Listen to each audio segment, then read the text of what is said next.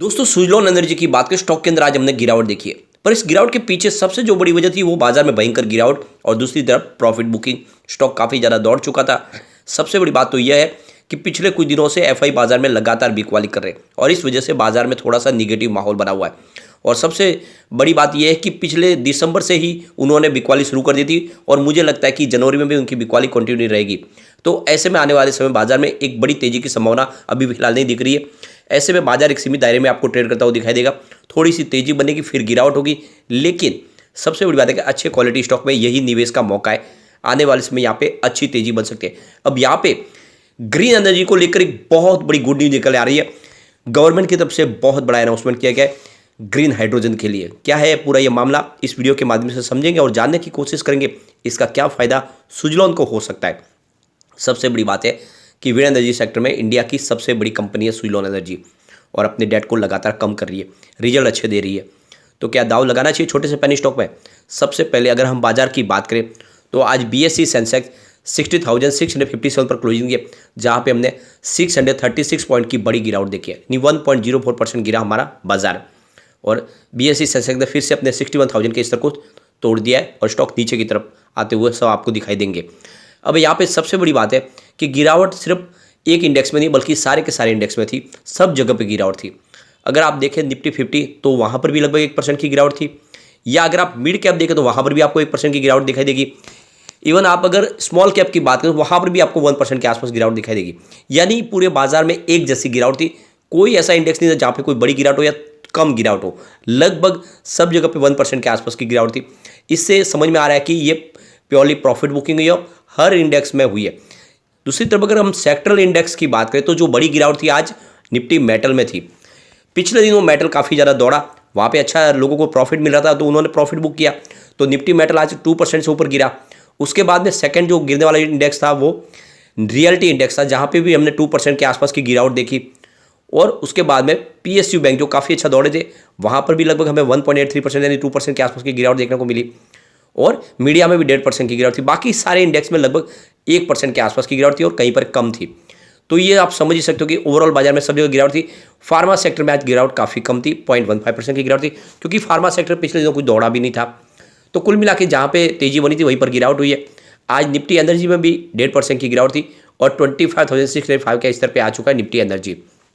Suzlon energy की बात करें, स्टॉक की शुरुआत 10.75 पर हुई, यानी कल की क्लोजिंग पर ही इसने शुरुआत की और 10.30 का लो बना, हाई है 10.80 का।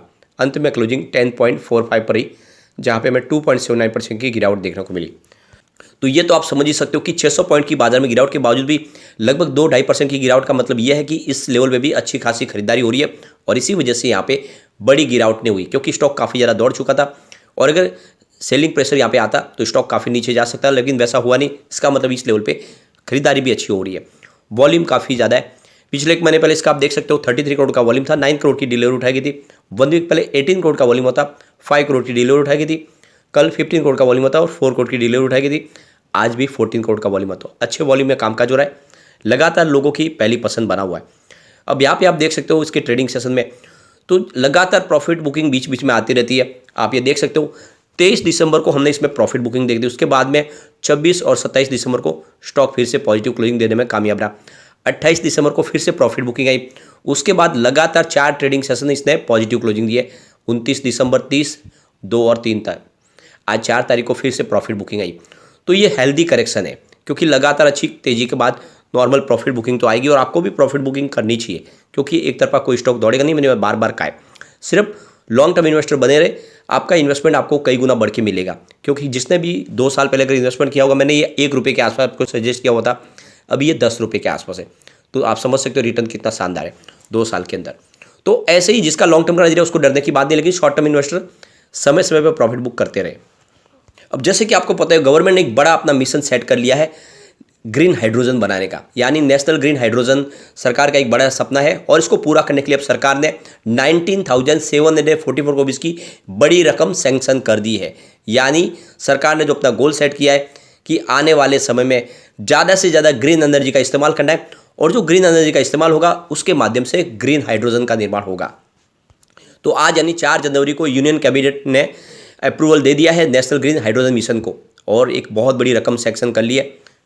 तो इस रकम में से 17,490 करोड़ रुपीज़ की जो रकम होगी वो SIGST प्रोग्राम के लिए है। 1,466 करोड़ रुपीज़ जो अपकमिंग पायलट प्रोजेक्ट हो उनके लिए सैंक्शन की गई है। इसके अलावा 400 करोड़ रुपीज़ के R&D और 388 करोड़ रुपीज़ की जो रकम है वो एक अदर मिशंस है कंपोनेंट्स के लिए।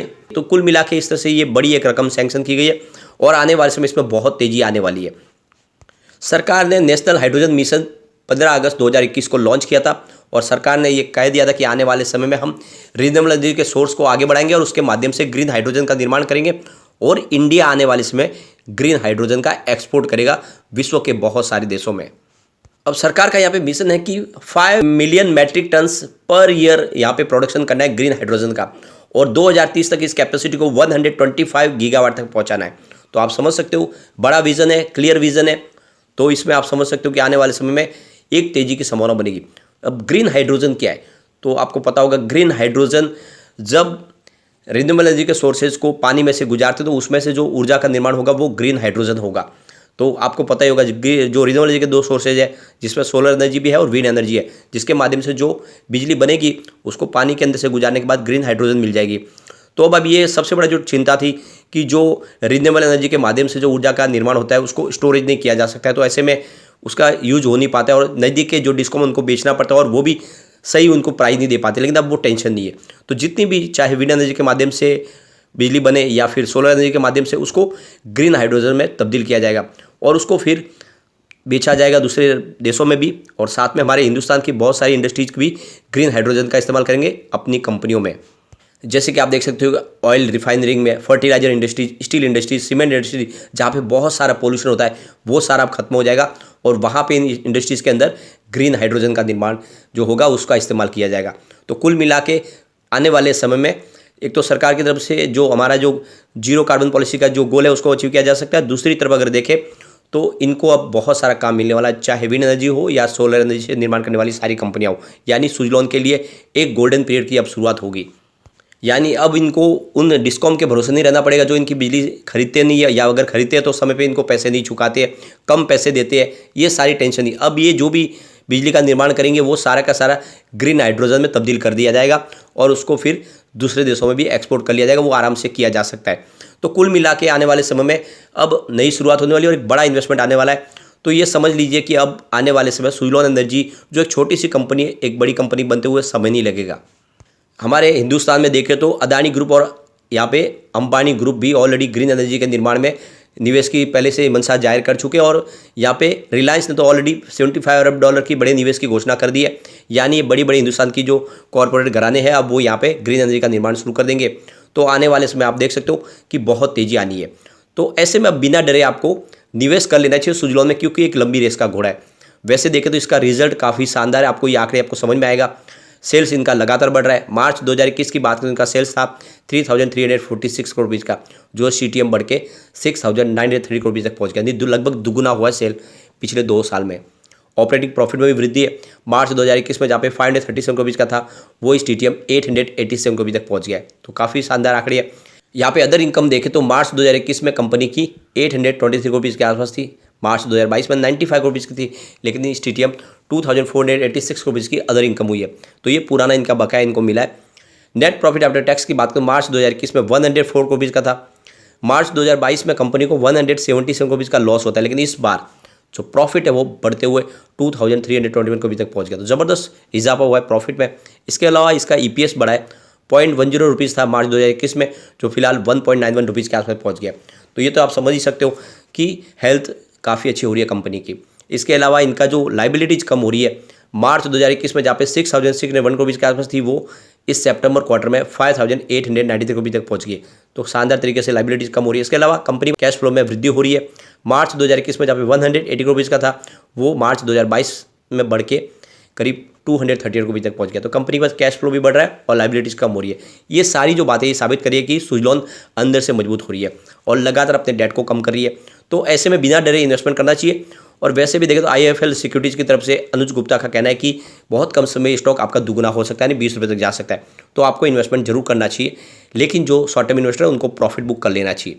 लेकिन फ्रेंड, कोई भी इन्वेस्टमेंट करने से पहले अपने फाइनेंशियल एडवाइजर से बड़े ले ले या अपना खुद का रिसर्च करें, क्योंकि मैंने वीडियो आपके एजुकेशनल पर्पज़ के लिए ही बनाया। वीडियो पसंद आए तो लाइक से जरूर कीजिए और चैनल को सब्सक्राइब कर दीजिए। Thank you friend.